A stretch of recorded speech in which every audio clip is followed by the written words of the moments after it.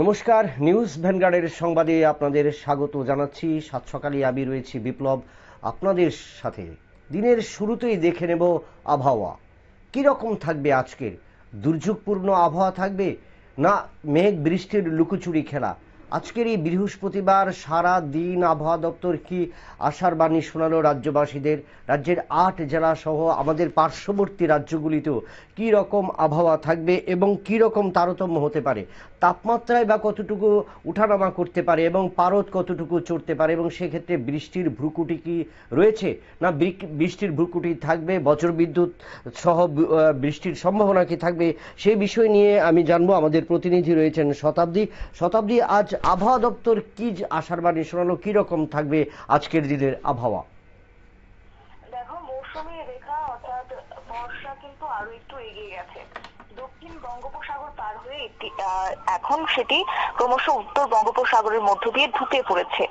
আর মধ্য বঙ্গোপসাগরের বেশিরভাগ অংশ এবং তোমার উত্তর পূর্ব যে বঙ্গোপসাগরের কিছুটা অংশ, সেক্ষেত্রে আংশিকভাবে কিন্তু দক্ষিণ পশ্চিম মৌসুমী বায়ু ঢুকে গেছে।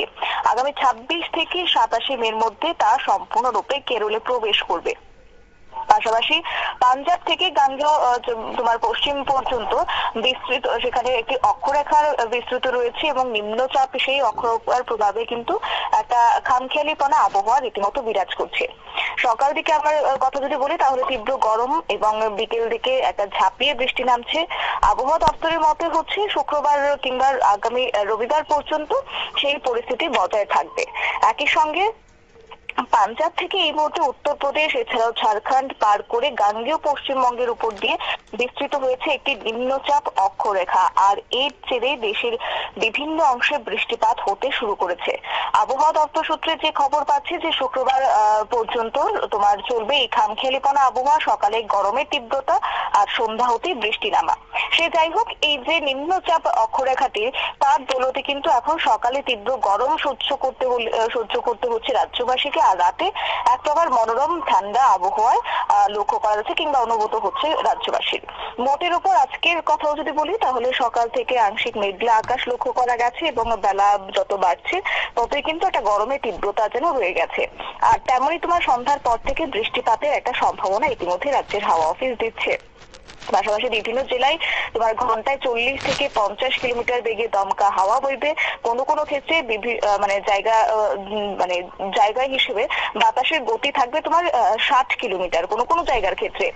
আর ভারতীয় আবহাওয়া বিভাগ যেটা বলছে যে তোমার বুধবারই সেটা ঘোষণা করেছে, আজ হচ্ছে বৃহস্পতিবার, এবং গতকালকে তা ঘোষণা করে দিয়েছে উত্তর কর্ণাটক গোয়া উপকূলের কাছে কিন্তু পূর্ব মধ্য আরব সাগরে আগামী ১২ ঘন্টার মধ্যে একটি নিম্নচাপ এলাকা তৈরি হতে পারে।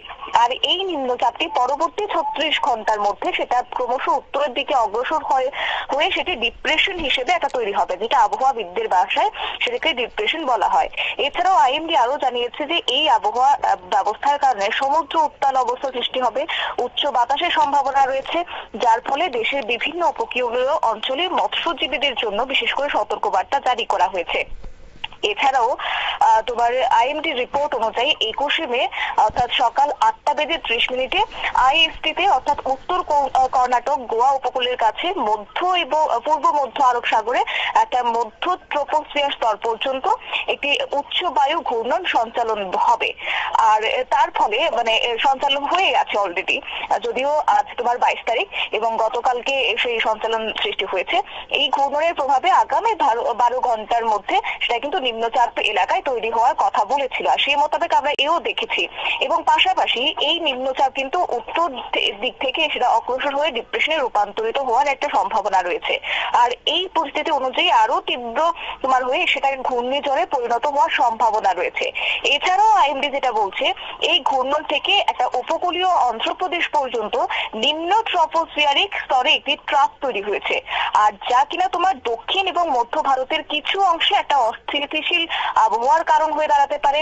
পাশাপাশি তোমার তোমার একদিকে পাঞ্জাব এবং তার আশপাশের এলাকায় আরেকটি উচ্চ ঘূর্ণন সঞ্চালনের কারণে কিন্তু একটা নিম্ন স্তরে সেটা ঘূর্ণনের একটা সৃষ্টি হয়েছে। এছাড়া পূর্ব পশ্চিম ট্রাফ পাঞ্জাব থেকে পূর্ব বাংলাদেশ পর্যন্ত বিস্তৃত হয়েছে, যা কিনা তোমার অন্যদিকে আসামে ঘূর্ণন সঞ্চালন রয়েছে, যা কিনা এই যে একটা ঘূর্ণন সঞ্চালন কিংবা বিভিন্ন ক্ষেত্রে একটা পরিস্থিতি লক্ষ্য করা গেছে, এতে করে কিন্তু উত্তর পূর্বাঞ্চলের ক্ষেত্রে বৃষ্টিপাত এবং বজ্রপাতের একটা সম্ভাবনা রয়েছে।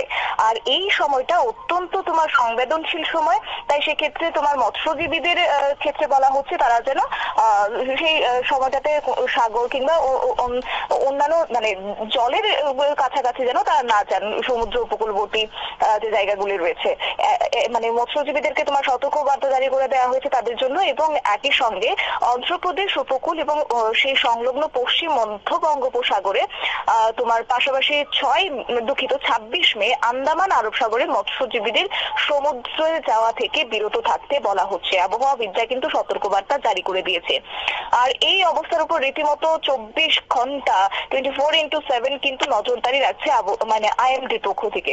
আর যার ফলে তারা যে কথাটি বলছেন, কারণ এই ঘূর্ণন একটা ঘূর্ণিঝড়ে পরিণত হতে পারে, যদিও এখনো কোনো ঘূর্ণিঝড় গঠিত হয়নি কিংবা ঘূর্ণিঝড় সৃষ্টি হয়নি, তবে বায়ুমণ্ডলীয় এবং সমুদ্রের পরিস্থিতির উপর বিবেচনা করে বা তার উপরে সবটা নির্ভর করছে যেহেতু এই ডিপ্রেশনটি, তাই আগামী দিনগুলিতে সেটা ঘূর্ণিঝড়ে রূপান্তরিত হওয়ার সম্ভাবনা রয়েছে। আর এই নিম্নচাপের প্রভাবে দক্ষিণ এবং মধ্য ভারতের কিছু অংশে ভারী বৃষ্টিপাত, এছাড়াও ঝড়ো হওয়ার সম্ভাবনা রয়েছে।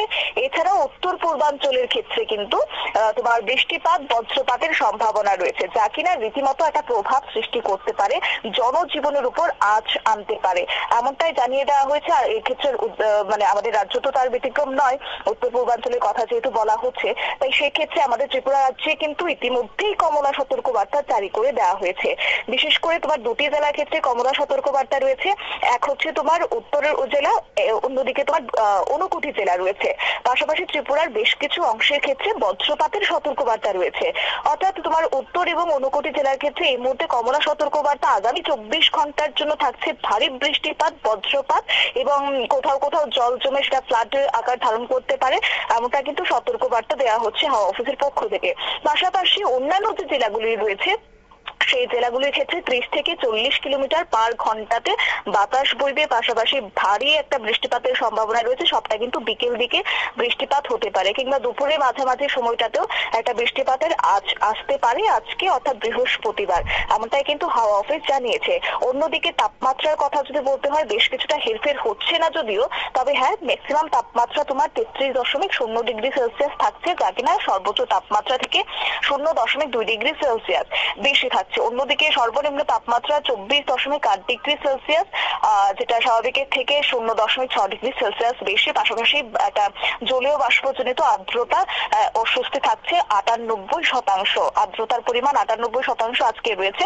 পাশাপাশি আগামী 24 ঘন্টার জন্য তাপমাত্রা 30-এর ঘরেই থাকছে, 30.0 ডিগ্রি সেলসিয়াস। যদিও এই সময়টা যেহেতু বৃষ্টির জন্য অত্যন্ত একটা সতর্ক বার্তা জারি করে দেওয়া হয়েছে রাজ্যের হাওয়া অফিসের পক্ষ থেকে, তাই এই সময়টা ছিল রাজ্যের মানুষ সেই সতর্কবাণী মেনে চলেন, সেই কথাই কিন্তু হাওয়া অফিসের পক্ষ থেকে জানিয়ে দেওয়া হয়েছে। কারণ ভারী বৃষ্টিপাতের সম্ভাবনা কিন্তু আগামীকালও রয়েছে।